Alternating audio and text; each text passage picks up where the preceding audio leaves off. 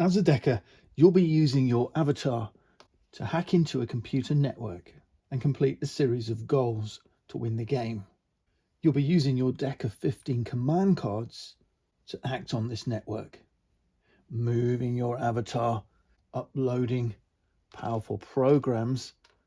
Programs are like your resources on the network. Each has its own unique ability that lets you act in different ways on the network.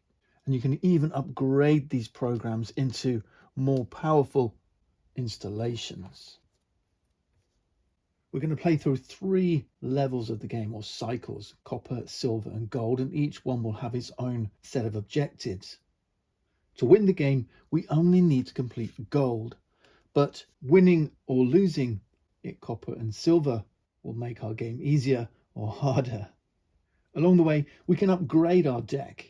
We start with 15 basic command cards, but we can buy more advanced cards from this market called the upgrade area, turning our basic commands into more complex advanced commands, allowing us to be more powerful as we progress through the network trying to complete our goals. Whilst we're doing this, our opponent, the supermassive computer that we're fighting against, is placing its own countermeasures, its defenses. Like our programs, it has circular defenses, and also like our installations, it has more advanced square tokens, which are its guardians. But there's a limited supply. If the computer we're fighting against puts up all of its circular defenses or all of its square defenses, and it has to place one more, then we immediately lose the game. So as well as trying to defeat these objectives, we're also trying to keep our adversary's defenses in check. So how do we play this game? I want you to start by thinking in terms of 4 colours. Each of these 4 colours, red, yellow, green and blue, has a theme. Those colours will let you perform different types of actions. So whether those cards are commands or your pieces on the network. Your decker, the character you play, is also themed with one of those colours. So Monty here is green. His flip side is Kelly Nexus. She's green. What you'll notice is that Kelly and Monty have different special abilities. So every decker will bring its own strengths and weaknesses to the game. Their starting deck is also configured differently depending on their preferred colour. So we have Hetty, who's a blue decker. Their flip side is Tokyo Black. Yellow is Tilda Sweet, and their flip side the Techno Twins. And then Oshinoro is red, paired with Angel Nitrate. You can choose one of these 4 main colours: green, blue, yellow and red. And once you get more familiar with the game, you can also bring in the purple decker. We have Leiko Mori and Rupert Stans. Purple kind of acts like a wild card. Its theme, therefore, is kind of emulating one of the other 4 colours. Now remember, our objective is to complete these goals. So for example, our copper goal here says space 4 on each decker's home server must be clear of all, and these are the icons for your defense, for the supercomputer's defenses: black or white circular tokens and black and white square tokens. The circular ones are called Sparks, the square ones are called Guardians. Okay, so remember those names. Sparks and Guardians are the computer's defenses. Our home server is the server that matches our colour. So for Monty and Kelly, that's the green server. The network consists of 5 servers, again in those 5 primary colours. You'll find there's a lot of action that goes on down here on the purple server. The network is completely configurable. Each of these tiles will be placed during setup, and I'll show you that towards the end of the video, how we set up the game. Monty's home server here is green, and it tells you that his entry space is green 6. Okay, so each server tile, so the green tile, has spaces numbered 1 to 6. 6 is always an entry space. That's where we jack into the network and begin our hacking, trying to complete these objectives. Oftentimes during gold, the objective will say something like each avatar must be on their entry space. So you jack in at the start of copper, complete your goals, and then you have to make your way back here to jack out again to complete your final goal and win the game. Now, we already know that we want to be clearing these sparks and uploading our programs and upgrading them into installations. So how do we get these programs out on the network, and what do those programs do? Let's say Monty's standing here. To upload a program to your space, so one of these 4 colored tokens, you need 3 commands of that program's color. So to upload a blue program, you need 3 blue commands. To upload a green program, 3 green commands, and so on for yellow and red. So for example, this is our hand. We've got a hand of 5 cards that we drew at the start of the turn from our deck of 15. Each of our cards provides commands. So let's say we want to upload a green program to Monty's current space. You always act in respect to the space where your avatar is standing. There are exceptions, and we have a ghost token that allows you to actually act remotely, but we'll come to that later. For now, we're trying to upload a green program, and we know we need 3 green commands to do that. In our hand, each card provides a certain number of commands. So focus here provides 2 green commands. Decrypt 2 blue. Bypass provides 1 green command. So these 2 cards together, if I play them, will provide me with 3 green commands. And remember, 3 green commands means I can upload a green program. I place it here on my space. Nice and easy. That's how we upload programs. However, there is a little catch. If there's a spark, one of the computer's defenses, if there's a spark on our space or a guardian, then this prevents us uploading. We can't upload where there's a spark. We have to get rid of that spark first, but we'll come to that in a bit. All right, so we've learned how to upload programs. Okay, 3 green commands uploads a green program, for example. Now let's say we didn't have focus in our hand, but let's say we had memory steal instead. I've already told you purple is wild. Here we've got 2 green commands, but purple can count as any other color: green, blue, red or yellow. So here, to upload a green program, I can pay 1, 2, purple is wild, that's 3 green commands, and upload a green program to my current space. Purple is very powerful. Now I can keep uploading programs to my space by playing more commands from my hand. However, there's a limit of 3. You can never add a 4th of the same color. All right, I can add another one of a different color. So I could upload a blue one if I had 3 blue commands. Maybe I play blue, blue, purple is wild, play these 2 cards. That would upload a blue one. You can have any number of different colored tokens, but no more than 3 of the same color. So I couldn't add a 4th green one here. And what about these square tokens, these installations? These are our types of pieces too. How do I get an installation on the board? I can place an installation using an install action. An install action costs 1 command of the color of the thing we want to install, so in this case green, and 3 programs also matching that color. So for 1 green command, let's say we used bypassed for its 1 green command, we play this, I can replace 3 green programs with a green installation. So those are removed, put back in the supply, and we replace them with a green installation. That's how you get these square tokens on the board. We'll learn about what all these different tokens do once we've got our basic actions down. During your turn, you'll keep taking actions, playing your cards, playing them, discarding them. Once your hand's empty, your turn ends, you'll draw 5 more cards, and you'll have another turn with a fresh hand. But that's another important thing about this game.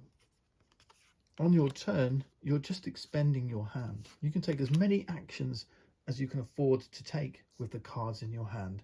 Your turn only ends when you choose to end it, or you run out of cards, you run out of commands.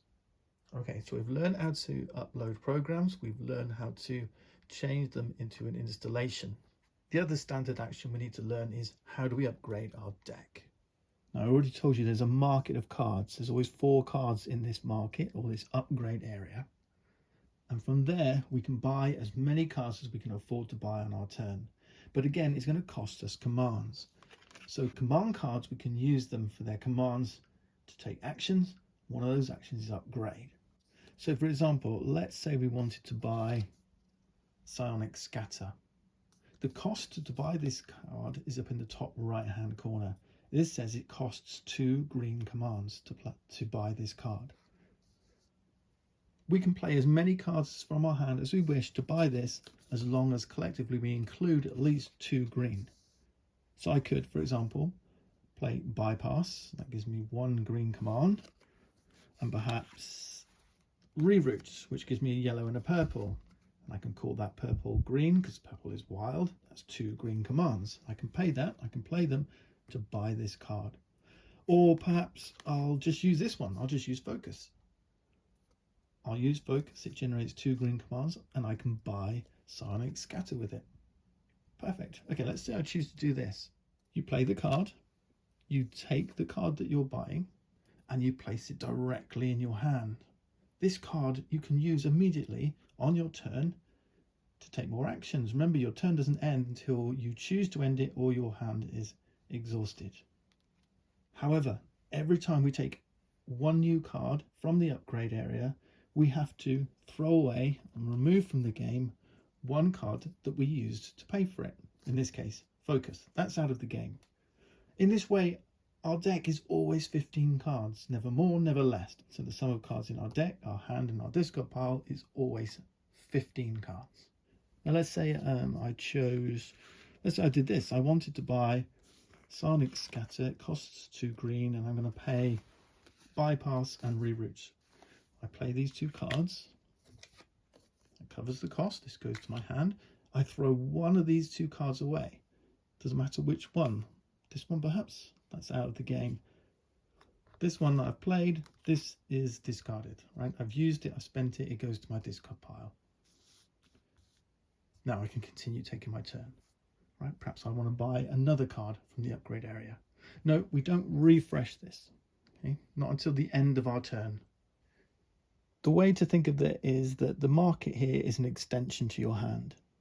These cards are available to you. If you buy them, they go straight in your hand. Now there's one important thing to remember. Those basic cards that are removed from the game are no longer part of your deck and you can't get them back. But it is possible, let's say Ginger Cool was in the market and we've got Psionic Scatter in our hand. I could buy this. It generates 2 green commands and it costs 2 green commands. So I pay it, I play this card, I pay the cost, I take this into my hand, and I've got to remove 1 card from the game, and it has to be one of the cards I used to pay. Okay. If it's an advanced card, it doesn't get discarded, it just goes back into the market. So I could buy it back again later. The other thing to think about, let's say I wanted to buy a Psionic Scatter, but I've got these cards here. Let's say I wanted to buy it, but I didn't want to lose these green cards. What we could do is we can pay the 2 green to cover the cost, but we could just throw in a random card that we don't want anymore into paying for this upgrade. We've covered the cost. Let's play, we play these 2 cards, and we take the upgrade action. We've covered the cost of that card, 2 green, and we've got 2 blues here that we're not using, okay? That's fine. We've covered the cost. We take this into our hand. We have to remove one of these 2 cards from the game. Let's say I'll remove this one, and this one then goes into my discard pile. Okay, so you can really alter the makeup of your deck. It's not always as straightforward as it might seem when you're doing upgrade actions as to which cards you're going to use to take the action, which ones you're going to discard, which ones you're going to remove from the game. But that's your upgrade action, and this is how you change the shape of your deck, upgrade your deck, and turn your decker into the kind of decker you want them to be. And often this is going to be influenced by the objectives you're trying to complete. Let's now look at some of these colors: red, yellow, green and blue, the different programs and the installations and what they do and why we want to place them and why they help us complete our goals. Let's start with green commands. Green commands let you shift things about, shift or push things around. For 1 green command, I can push a program or a spark from my current space to an adjacent space. So in this example, maybe I want to push this one over here. Remember, I've already told you you can't upload and you can't install if there's a spark on your space. So I might want to push that thing away. So for one green command, from my space, I can push away one thing. But with one action, you can do this multiple times. So if, let's say I played 3 green commands, now I can do 3 shifts. So I might push that spark away, but I also might push that over here and that over here. That's 1, 2, 3. 3 green commands, 3 shifts. Okay, what about green programs? What do? Green programs, they let you shift remotely. When you shift, let's say I do 1 shift, I can shift something on my space to 1 space adjacent. So I could shift this yellow one here, or from any space where you have a green program. So for example, with that 1 shift, I've got a green program over here. I can shift one thing out of this space, like this, or like this, or like this. Okay, I could even shift the green itself. So from any space with a green program, I can do 1 shift. I could shift this here. I can do that multiple times. Let's say I played 3 green for 3 shifts. Again, I can shift from my current space or from any space with a green program. So for 3 shift, I could shift this here. It's got a green program, that's 1. Shift this over here, that's 2. And then, I don't know, maybe shift here. Let's look at another example. Let's say the situation is like this, and I play 3 green to shift 3 times. I could, if there's a green program here, I could shift from this space. So I could shift that spark over here. Then my second one, I could shift like this. And then for my third one, I could shift like this, because that's now a space with a green program. That's the power of green programs. They allow you to shift remotely. If you can spread your green programs around the network, then you're spreading your influence. This only works with the shift action. We'll learn other actions for the other colors, but this remote shifting only works with green programs and the shift action. So we've learned about green programs. What about green installations? So remember, on our space, we can turn 3 green programs. Let's say we've shifted them all to here. With 1 green command, we can turn, as long as there's no sparks here, or guardians, remember, we'll talk about those later. We can turn, for 1 green command, we can turn 3 green programs into an installation. What does a green installation do? A green installation lets you act remotely on your server. The current server that I'm standing on is purple. I'm on the purple server on a purple space with a green installation. Remember I told you your actions are always respective to your avatar. When I take an action now, I can take my ghost token and I can place this on any one of these 6 spaces and take my action. So rather than, you're kind of like pretending that your avatar's over here, and then you take your action. You finish your action, you play your cards, take your action, and then remove your ghost token. Okay. So if you're standing on a space with a green installation, you can act as if your avatar is anywhere else on that server. I can't go over to green or blue or yellow or red, but I can stay on purple and I can act as if I'm on any space on purple. That's the power of a green installation. We'll come back to this at the end once we've learned our other actions, because I want to show you how you can use a green installation to ghost your actions to other spaces. Okay, but we need to learn those other actions first. Okay, we've covered green. Let's talk about blue. Now, one thing you might have noticed during the demonstration is that our programs are double-sided. Green and blue complement each other. Red and yellow complement each other. You've got a limited supply of these programs. You've only got 15 red and yellow ones and 15 blue and green ones. So every time you put a program out of that color, you're limiting the supply of both its colors. Okay, so keep that in mind. They are limited supplies. Right, let's talk about blue. Blue commands help you move. For every blue command you play, you can move your avatar 1 adjacent space. So in this example here, for 1 blue command, which I'm playing with data steal, I can move my avatar to 1 space adjacent. Now for a single move action, I could play multiple blues. Let's say I played these. Okay, that's 1, 2, 3, 4. Purple's wild, so I can make that 5. That's 5 blue commands. I can move 5 spaces. 1, 2, 3, 4, 5. Okay, that's the move action. When you move, you can carry programs with you. Let's say we have some programs here, and let's say I play these 2 commands for 3 movement. I can now move 3 spaces, 1, 2, 3. However, when you move, I can carry pieces of one color with me. So I could move 1, 2, 3 and carry the green program with me. 1, 2, 3. Okay. Or I could carry the yellow pieces with me. 1, 2, 3. I don't have to carry them both. I might just carry one of them. And even I could carry, say, 2 of them and then drop one off en route. Let's say I move here, 1, 2, 3, like this. I could do that. You can even pick up and drop off pieces along the way. Let's say the pieces are like this and I've got 3 movement. I could go 1, pick up the yellow, 2, drop the yellow, pick up the green, 3. I could do this. Now let's say I generated another 2 movement, okay, for another 2 move action. I could go 1, pick up and drop off, move back, 2. I can do that. So movement is a way to move your avatar, but it's also a way to move your pieces with you when you move.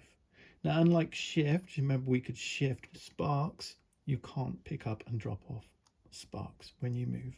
Only your own pieces.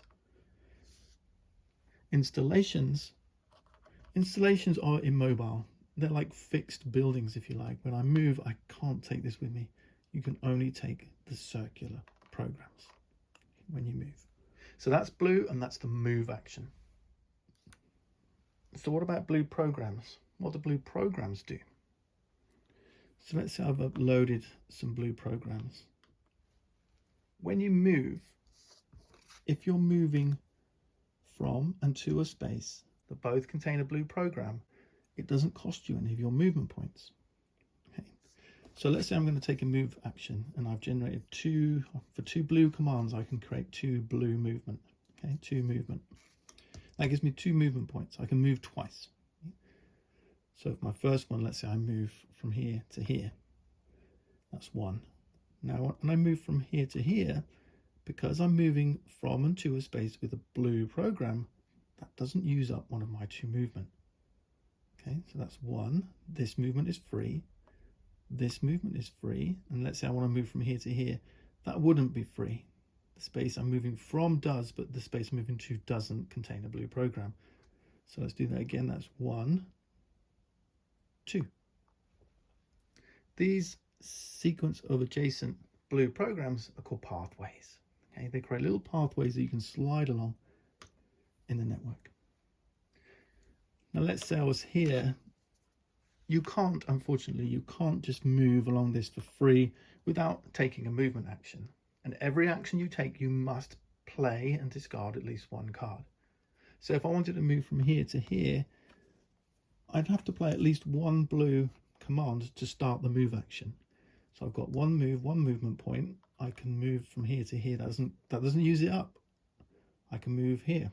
It doesn't use it up. This is all free movement. In fact, I can move back and forth. In fact, if there's pieces here, there's programs here, I can move, I can carry them with me. Remember, you can pick up and carry pieces and drop them off as you move. Okay, maybe there was a green one here. I'm still moving. I still haven't spent this 1 movement point. I can move back and forth. It's only when I step to a space off the pathway that I've used up that 1 blue command. But I don't have to. I could have just stayed on it and never used that up. In order to move, you must play at least 1 card, and it must be at least 1 blue. All right, so we've learned about movement, we've learned about blue programs. What about blue installations? Blue installations are special. Again, they're immovable. All installations, all these square things, they're all immovable. from a blue installation, you can move to anywhere on the whole network. It's like every space is adjacent to you. So let's say I did my action. I've played these 2 cards, created 3 movement points. Let's say I'm starting here.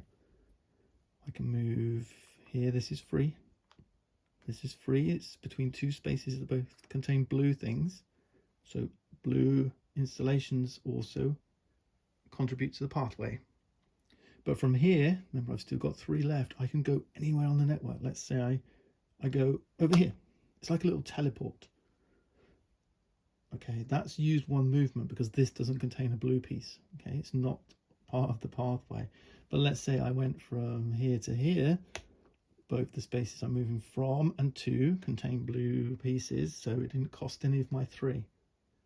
I've got 3 movement left. I can go 1, 2, 3. Okay, now that might be important because maybe there's a yellow here that I wanted to move up here. Let's say with this yellow, teleport over here, then use my 3 movement to come back. 1, 2, and this is free, obviously. Okay. Now, blue installations on pathways. I'll let you figure out why that's really powerful. But that's blue installation. So they let you teleport for 1 blue movement point. Now I told you I wanted to go back to green again. Let's do that. Let's say I've got a green installation. Well, I think I had it down here. Let's put it back down here.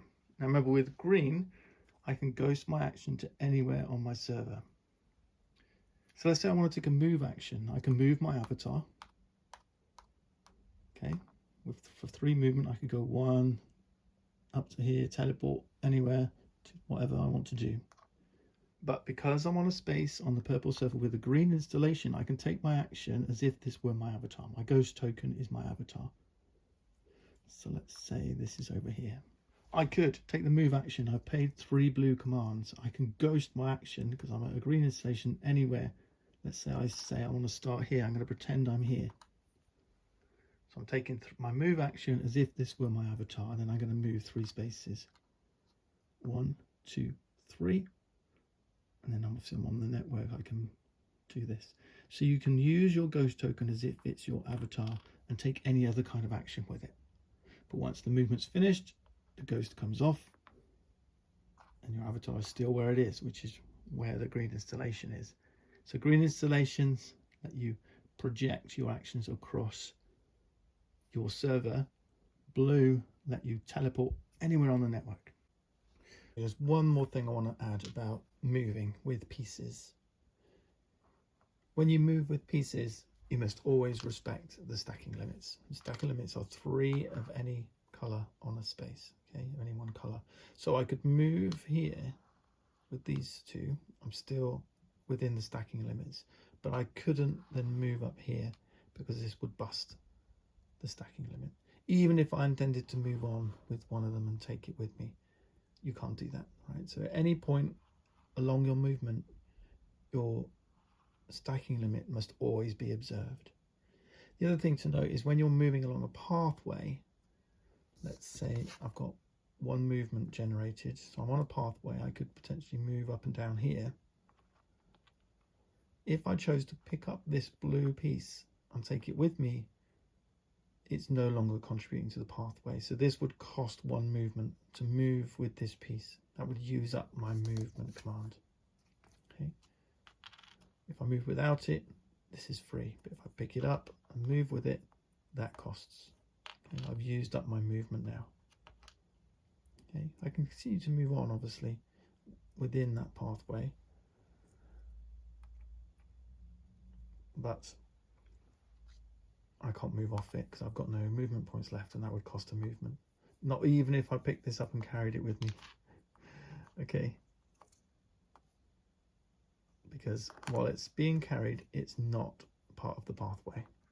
Let's say I did this. I picked this up and moved to here. That's 1 movement, right? This blue piece is not part of the pathway. That's 1 movement. But now I can continue to move because I've dropped it here. This is now forming part of the pathway. This is now all free movement. So I could move another space here, for example. Now, if green and blue are the colors of movement and position, red and yellow are the colours of attacking. They're your war horses, your units that try to defeat these sparks and guardians. We'll come on to sparks and guardians a little bit more later, but you already know that you can't upload and install where these things are, so you need to get rid of them. We've learnt that we can shift them using green commands. We can't move them with blue, but with yellow and red we can actually remove them from the network. Now, unlike green and blue, yellow and red commands on their own don't actually do anything. You need programs and installations, but they get a little bit of compensation for that because their installations offer you an alternate use for their commands, but we'll come to that in a second. But let's focus on yellow. So yellow's trick is modify. If you have on your space more yellow programs than there are sparks, then I can use one yellow to do a modify command and turn this spark into a program of another color. But I have to supply a second color. So let's say I did yellow and blue. With yellow and blue, I can turn this spark into blue. With yellow and green, I can turn this spark into green. Okay, nice and easy. Now obviously with yellow and wild, I can turn it into anything with yellow and purple. So I could treat this as two yellows, for example, and turn this into another yellow. So this is modify. So to modify something, you play one yellow and another command. So let's say I wanted to turn it into green, and I only had yellow and two greens. Right, that's still enough. I've got yellow and at least one green. I can turn that spark into a green. And the process is you play your commands. So let's do this way, yellow and green. I'm going to do a modify. I've got more yellows than there are sparks. I remove one yellow and one spark. So it's effectively one command for this, one command for that. And then I place this color back on in its place. That's a modify. So every time you modify, you remove a yellow piece, you remove a spark, you place a program of this color back on. If I've got a yellow installation, yellow installations basically boost the modify action. Now, if I have a yellow installation on my server, so on green, I can do a modify here, but this time I only need as many yellows as blacks. I don't need to have more. So this yellow installation acting as the additional yellow I need on every space on green. It doesn't work if you're on a different colored server. So over on purple, this installation has no influence. I still can't modify if there's more sparks than yellow, but I only need as many yellows as there are sparks. So now I can do a modify here. Perhaps turn this, two yellows, I can turn this into a yellow, and a yellow will do the job. Okay, that's modify, and that's installations. Now I talked about this little compensation for the fact that you can't do anything with a yellow command on its own. Well, if you're standing on a space with a yellow installation, you can upload new yellow programs at a discount. So remember, normally it costs 3 commands of that color to upload a program of that color, right? So it would cost 3 yellow commands to upload a yellow program, right? That's what it normally costs. At an installation, it only costs 1. And not just that, but you can do it multiple times with one action. Normally, with one action, you can only do one thing, and then any extra commands you paid are lost. But with an upload at a yellow installation, for every yellow command you play, you can upload a yellow program. So here I played 1, 2, 3 in a purple, so that could be 4 yellow. I can upload 1, 2, 3 yellow programs. I can't upload a 4th because of stacking limits. Remember, you can only have as many as 3 programs of the same color on a space. So that's yellow, the modify and the upgraded modify and the upgraded upload. Red installations work the same way.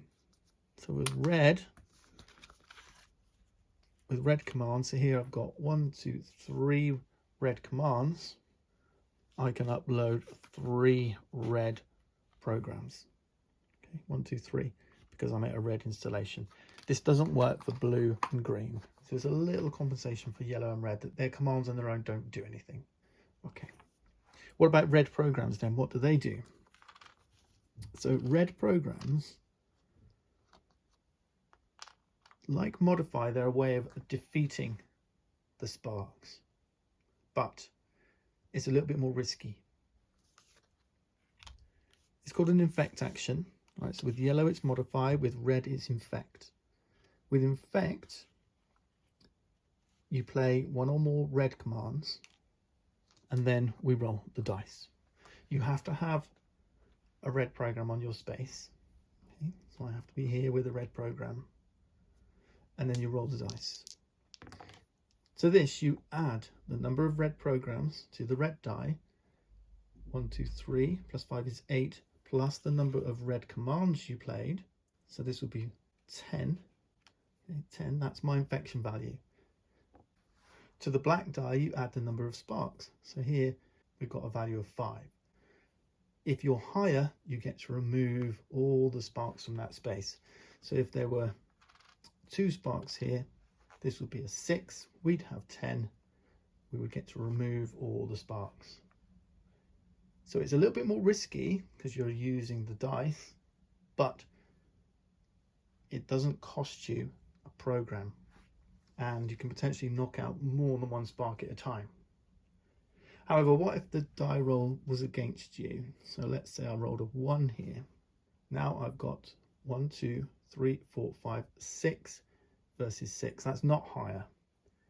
Black wins on a tie. If you lose, this is the risk, you lose 1 of your red programs. Not all of them, just 1. But then you lose, your card is spent, that's discarded. You could then go to your hand and perhaps try again. But now you've only got 2 reds. So here I've got red, red, purple can count as red. That's 3 red plus 2, that's 5. Plus the die roll, they've got 2. Okay, so they've got 6, I've got 8. Now I destroyed both of the black sparks. Now, if you don't like dice and if you don't like the risk that you run, just throw enough red commands in that the die roll becomes insignificant. So you can guarantee your success if you've got enough red commands or enough red programs. So that's the infect action. Now, one additional note about red installations: in the same way that yellow installations gave you a little upgrade to your modify action, red installations give an upgrade to modify. They add +1 to every adjacent space. So here, if I played 3 red commands, +2, that's 5, I'd get a +1 from the adjacent installation. It works even if it's over here. So unlike yellow, it doesn't have to be on the same server, but it has to be adjacent. Whereas for yellows, adjacency doesn't matter, it has to be on the same coloured server. And if you've got multiple installations, they're each adding a +1. And the other difference between red and yellow is, what about these guardians? We'll come to guardians in a minute, but modify lets you modify sparks. You can't modify one of these square guardians, but you can infect them. So if there's a guardian here and you want to get rid of it, a guardian counts as 4 sparks. So at the moment, this would be 1, 2, 3, 4 versus 4, plus whatever commands I put in. So 7 versus 4. Likewise, if you've got a red installation on your space, you still need a red program to do the infect, but a red installation counts as +4. So here I've got 4, 5 versus 2. If this was here, then it would be 4, 5, 6 plus the 1, 7.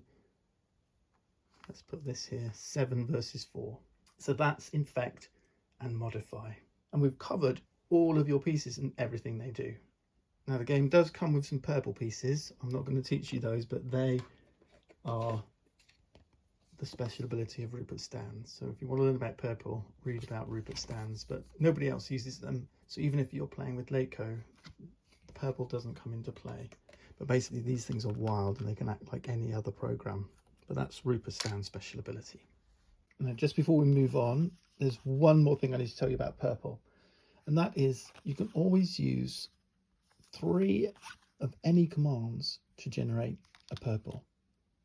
Okay, so if you need, I don't know, if you're trying to do a modify and you've got these, let's say there's no yellow in here, well, you can use 3 of anything as a purple, which then becomes a yellow. Purple's wild, and then we could say do a modify. There's a yellow and there's a green, modify to a green, right? So that's your lesson. 3 of anything is wild. 3 commands. Okay, keep that in your back pocket. The power of purple. All right, we've learned about what the player can do and what other commands are. What about these sparks and guardians? How do they work? Sparks are added every turn by the SMC. We're going to look at the phases of a turn in a minute and see how that works. But remember, the supply of sparks is limited. There's 25 sparks and only 5 guardians. If you have to place one and the supply is empty, you immediately lose the game. So it's really important to keep on top of them. And what you'll find too is when you look at your goals, if you fail, they often place more sparks. Okay, even if you succeed, sometimes they place more sparks. So you've got to look out for it. And the golden rule is remember your stacking limits. For our programs, it was 3 programs to a space. Sparks have the same limit. However, the moment a 3rd spark arrives, they turn into a guardian. And here's the danger. When a guardian is created, let's say a spark gets added to this space, it creates a guardian. The guardian removes everything on its space, including your programs, your installations. Remember too, sparks prevent uploading. You can't upload and you can't install. So you can't install while there's sparks on your space. That means you can't turn these 3 programs into a red installation. Okay, you've got to get rid of the sparks first. Now, one of the benefits of red installations and yellow installations was that you can upload more cheaply, but also they avoid this limit. You can still upload an installation if there's a spark there. So these red and yellow installations are really useful for pumping out more forces, even with sparks around. But be cautious. Remember, if a 3rd spark arrives in a space, a guardian is formed and everything is removed from that space. Each space can only ever contain 1 square thing. There's some little exceptions. I'm going to let you find them, but there's advanced command cards. We'll talk about these again in a little moment, but there's some advanced commands that might let you put one of your installations where a guardian is. But the main rule is you can't install where there's already an installation. So if I had 3 red programs here, I couldn't install. Okay, stacking limit is 3 of the same color and 1 installation of any color. Okay, so I can't put 2 here. Same for guardians. There can only be 1 guardian on the space. You couldn't ever have 2, but a guardian will always delete everything on its space when it arrives there anyway.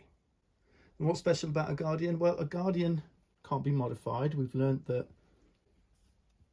yellow programs can only modify sparks. So you're going to need your red programs to take down guardians.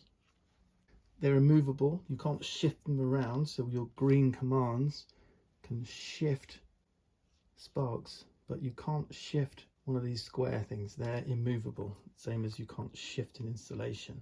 But the worst thing about guardians is if a spark would ever enter a space with a guardian, you get what's called an explosion. The instant a spark hits a space with a guardian, it instead places 1 spark on every adjacent space. So you can see guardians can quickly cause sparks to multiply and fill up the board and make you lose the game. Now, there's one more thing about Sparks and Guardians that I've not told you yet, and that is, like your programs, they're double-sided. Okay? On the reverse side of the black spark is a white spark, and on the reverse side of a black Guardian is a white Guardian. So think of it as like black ice and white ice, if you like. You know, it's two colors of the same thing, but white side is slightly more deadly. We'll talk about white Guardians first. White Guardians prevent your avatar entering their space. Okay, you can move in to a space with a Guardian, perhaps bring some of your red programs with you, and then do an infect action to try and take it down. But you can't do that with a white Guardian, because a white Guardian prevents your avatar entering its space. However, a white Guardian will not prevent your ghost entering its space. So remember, if you're at a space with a green installation, you can ghost your actions to any space on your same colored server. The white Guardian does not prevent the ghost. If for any reason a Guardian and your avatar share the same space, perhaps a Guardian forms where your avatar is, then you have to relocate your avatar. You cannot stay there. Immediately this happens, you get pinged out somewhere random, and to find that random space, you roll the dice. So this would be purple 5, purple 5. That's how you select a random space. We'll look at this again in a little while. So that's white Guardians. Again, they have strength 4 when it comes to infect action, and like your red installations, they will also give a +1 to an infect action for the black team, for the computer you're fighting against. Whether they're black or white, they'll give a +1 on adjacent spaces, +4 on their space. Remember, you roll the dice and add the value. +1, just like your reds, if they're adjacent. Okay, so that's white Guardians. How does a white Guardian get formed? Well, I've already told you that if 3 sparks are in a space, they'll create a black Guardian. However, if 1 or more of these are white, they create a white Guardian. Okay, that's how white Guardians get created. Now, white sparks, they also have a special ability. They act like black sparks, so they'll create Guardians. They prevent you uploading unless you've got an installation red or yellow. They prevent you installing, but also if they're on their white side, they capture your programs. So if you have some programs in a space and a white spark comes along, the white spark will immediately capture one of your 2 programs. You can choose which one. Let's say I have it capture the green one.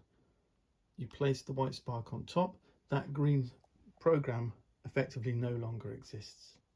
A white spark can only capture 1 program at a time, so this one is going to, if it moves around, it's going to carry this green program with it, and if this white spark gets removed by an infect or a modify, it takes the green program with it.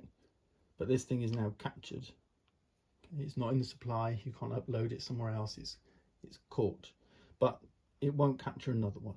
Okay, they can only ever capture 1 at a time.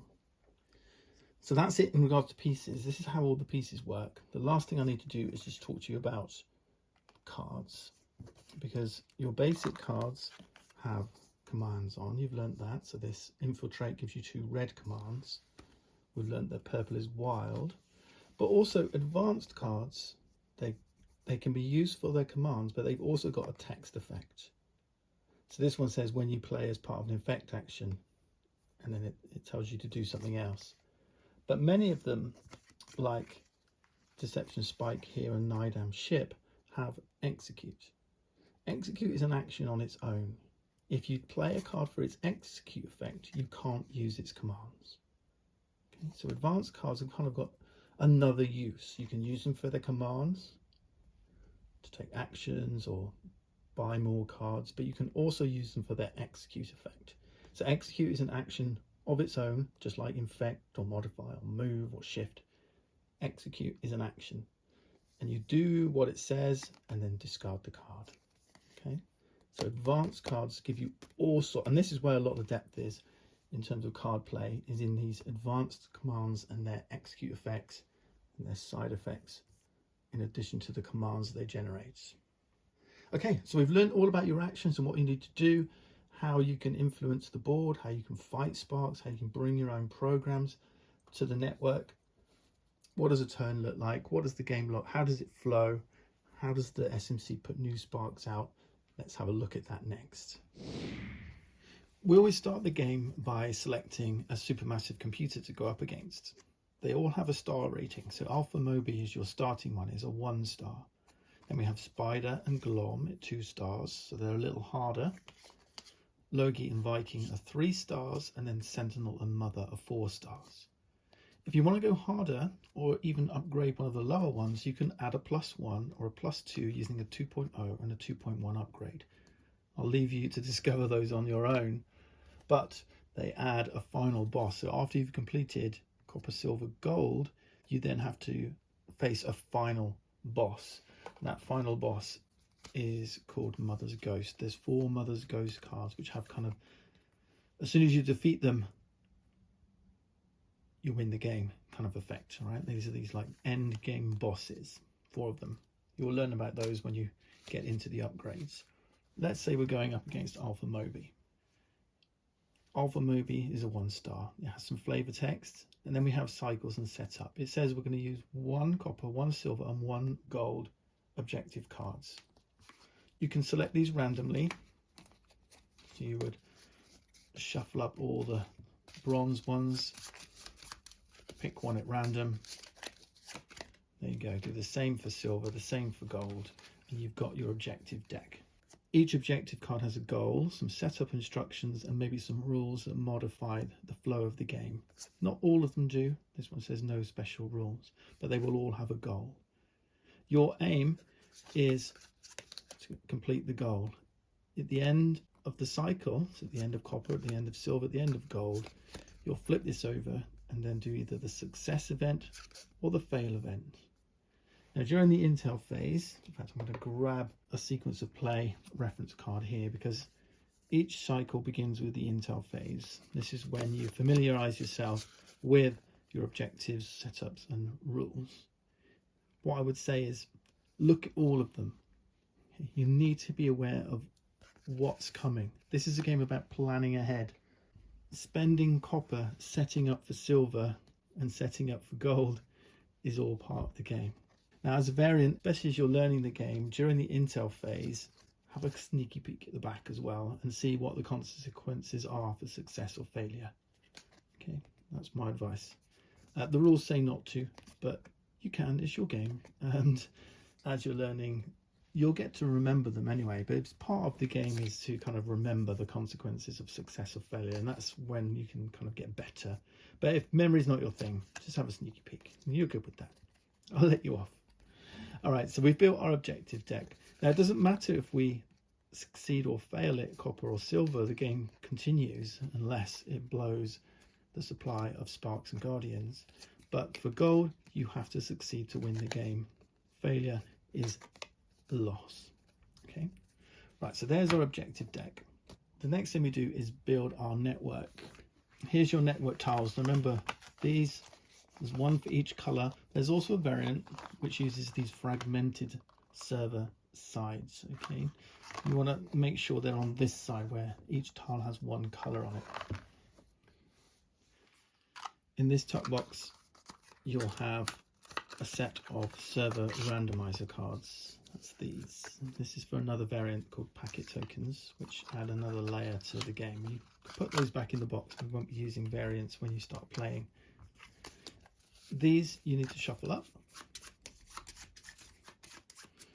And what you're going to do is draw 1 card one at a time. And if there's many of you in the game, just take turns and you place a tile down. So the first one's yellow. Place the yellow tile down. Now make sure they're oriented the same way. It doesn't matter which way around,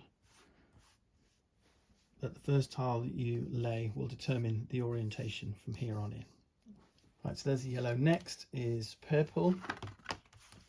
the next tile has to be placed so that at least 2 of its spaces are touching existing spaces. So this is fine. This is not fine. Only 1 space is touching.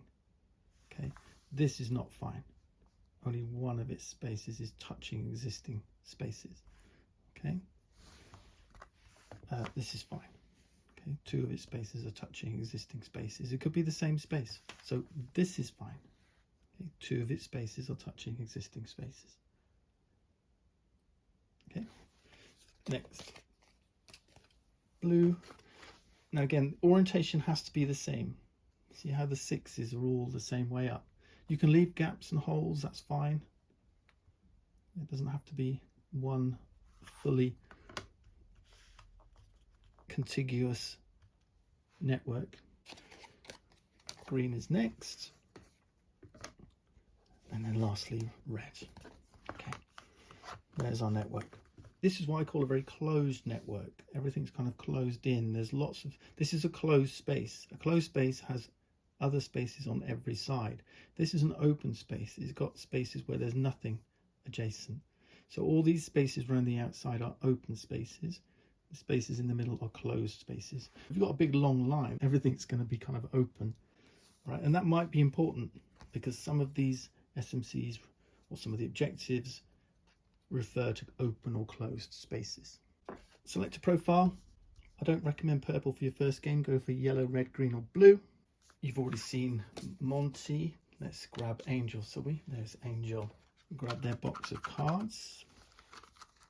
Their basic deck will be 15 cards and there'll be a little avatar in the bottom right hand corner. They're all red because it's the red player. Remember, there's only 1 player of each colour in the game. So if you're playing multiple characters, multiple players, choose a side, but only one of you is going to be red.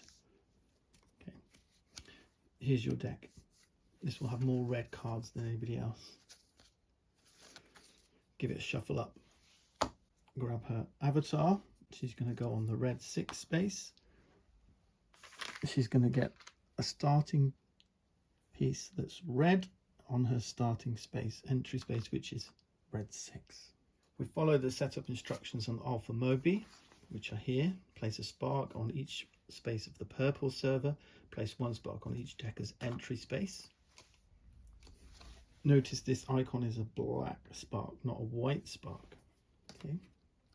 If you see this icon, it's a white spark. If you see this icon, it just means any spark, whether it's black or white. During setup, you get a bonus number of blue programs to start you off with, and that's equal to the number of empty servers. So in a solo game, there's 4 empty servers. You're going to get 4 blue programs. You can put them where you want. You can spread them out, create a pathway. You could clump them up with a view to forming an installation from them almost immediately. You can even put them on your space if you want to. Shuffle your deck, draw 5 cards. Create the market. The market is going to be a market of 4 cards. Just organize it how you want. We're ready to go. So what does the flow of the game look like? We start with the intel phase, which is check your current goal. What is it you're trying to do? Remember, I've given you an option to look at the back and have a sneaky peek. Then we're going to play through our deck of 15 cards. Each turn you're going to have 5 cards to play, and with a deck of 15 cards that means we're going to do this 3 times per decker. Okay, that's the command phase. First thing you do is look to see if there's any start of turn effects. So for Alpha Mobi, for example, it says on each start of turn step, which is now, place the active decker, that's us, places a spark on their space. So that's whoever's turn is. We have a first player marker and you can decide who gets this. In deckers, you don't have simultaneous turns, but you also don't have turns in sequence. Instead, you have an active decker. Whoever's holding this will take their turn, and then at the end of this phase, you're going to pass this to another player. But you could also keep hold of it, which means you could potentially take 2 turns consecutively. So if you're playing multiplayer, this is all about cooperation. Who's going to have the next turn? Me or someone else? And if it's someone else, who are you going to give it to? But you're all limited to 3 turns per cycle. So this is kind of mixed up turn order. You decide who goes next. So start of turn effects we've done. They could be on this card, they could be on this card, right? Look out for where they might be. Then we spawn new sparks. So at the beginning of every player's turn, new black programs come out on the board, or sparks. Now you skip this in the very first turn of the game. So the first turn after setup, whoever that is, we skip the new spark step. But that's it. Every other turn from now on, new sparks will spawn. The SMC tells you how many sparks will spawn. So in copper cycle here, it's blank. It's this section here. In silver for Alpha Mobi, it'll be 1 black. In gold cycle, it'll be 1 black. But other SMCs will have different numbers. So for example, Glom in copper is now going to spawn 1 black, 2 in silver, and then 2 white sparks every turn in gold. To spawn a spark, you roll the dice. So you roll them, and that gives you a random location on the network. So this is purple server, space number 1. So a black spark would go here. If you were spawning 2 sparks, you'd roll again, and the second one would go in green 3, which is up here. Right, so that's how new sparks spawn. Next step is the main part of the game. This is where we play cards. So we've learned all the different actions. We've learned everything that we can do. We've learned our toolkit. We've got a hand of 5 cards. We can upgrade them. We can infect. We can modify. We can move. We can shift. We can upload. We can install. Okay, so all those things that we learn, we can now start to do. How you use your toolkit is what this is all about. It's a puzzle to solve. How do I resolve this goal and set up for silver and gold? Every one of these objectives is different. So you're going to need different parts of your toolkit to complete these objectives. But once you've played out your hand of 5 cards, okay, let's do that quickly. So let's see, I've got 2 here. We skip spawning on the first turn of the game. I can spend 3 of anything. Okay, 1, 2, 3. That becomes purple. So I discard these. Purple's wild. I might use that as a blue. So let's say I move up here with that. Right, then I'm going to use blue to install. So I'm going to install here. This isn't necessarily the right stuff to do. I'm just showing you how it works. And let's move again. So we're going to move 2 with these 2. In fact, I might just buy Nidham ship. Let's put that out of the game. Let's just use this to move instead. We're just going to move back down here. Yeah, back down here. Okay, that's fine. Now, at the end of your turn, if you haven't played, I can't really do much with this. You discard any cards you've not played, and then you'll draw back up ready for next turn. But you can always save 1 card. Okay, so I'm going to save this 1 card. You can save no more. So if I have more cards than that, I would have to discard them. Okay. Then we resolve end of turn effects. There aren't any here as it goes, but there might be. Then it says draw 5 cards. So we're going to draw 5 more cards from our deck. Okay. 1, 2, 3, 4, 5 into our hand. So now I've got 6 cards for next time to see. So I can always save 1 to do a little bit extra next time if I want to. All right.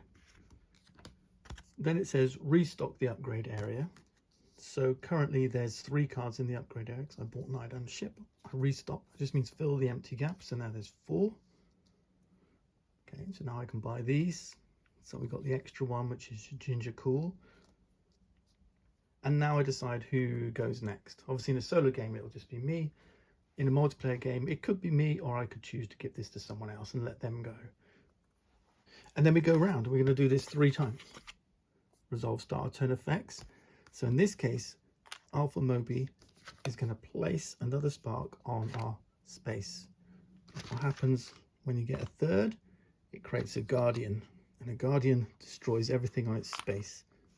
Okay, now it wasn't a white Guardian, so I don't have to vacate. We're going to do this 3 times, and then we're going to get to the SMC phase. SMC phase, the SMC will attack. The SMC is going to delete anything on our space where there's a spark. If it was a red program, then they're going to battle, just like an infect action. So you're going to roll the dice. But this time you don't get to add any cards in. So here we got 5 plus 1 is 6, 4 plus 1 is 5. These would fight and that would get destroyed. Installations are safe. Sparks can't take out installations, but Guardians can. So a Guardian during the SMC phase would take out anything on its space if ever this situation were to arise. Then we resolve the objective. Now this is important to be aware of this SMT attack phase, because it could mean that it spoils your success or failure. Okay, if the goal required me having a red program here, for example, and this spark deleted it during the SMC attack phase, then we would be failing the objective. But that's what happens next. We resolve the objective. Did we succeed or fail at the goal?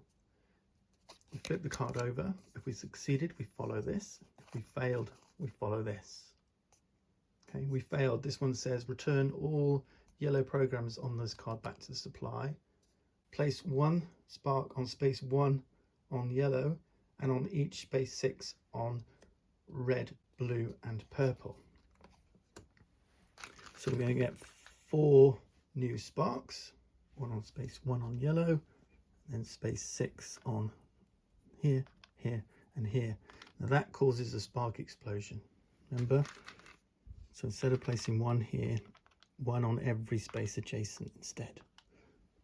Okay. Next we got these spark moves section. So that's the last part of the SMC phase, move sparks. So you look at each color. So here it's red pointing upwards. You go to the lowest space that has any sparks, which is space 1, you move it up 1. That's it, done. Blue down says find the highest space that has any sparks and move them 1 space down. And as it goes, that's 6, so 6 would go down to 5. Purple up, the lowest that has any sparks on purple is 1, that goes up to 2. And then finally yellow down, the highest that has any sparks, which is 5, goes down 5 to 4. Now that may cause more Guardians to get created, okay, but it won't cause explosions, they will skip over. But there you go, that's it, we've completed the move sparks, and then we do refresh. Now refresh phase says we can keep these cards if we want, or we can remove them, shuffle them all up, stick the on the bottom of this deck and redraw 4 new. But if we like the look of them, we can keep them. We shuffle our deck back up 15 cards and draw 5 more, ready for the silver cycle, and then we proceed with looking at our next goal. We'll do that 3 times so we get to gold, and there we are. That's the end of the game. There's a lot to explore in this game. There's a couple of little variants I've mentioned, so fragmented servers, adding the upgrades, adding the packet tokens, tons of depth to the advanced cards, lots of different variety in the objectives. But hopefully this video will help you understand your toolkit and the tools that you've got as a hacker, as a decker, to achieve these objectives and get the most out of your games.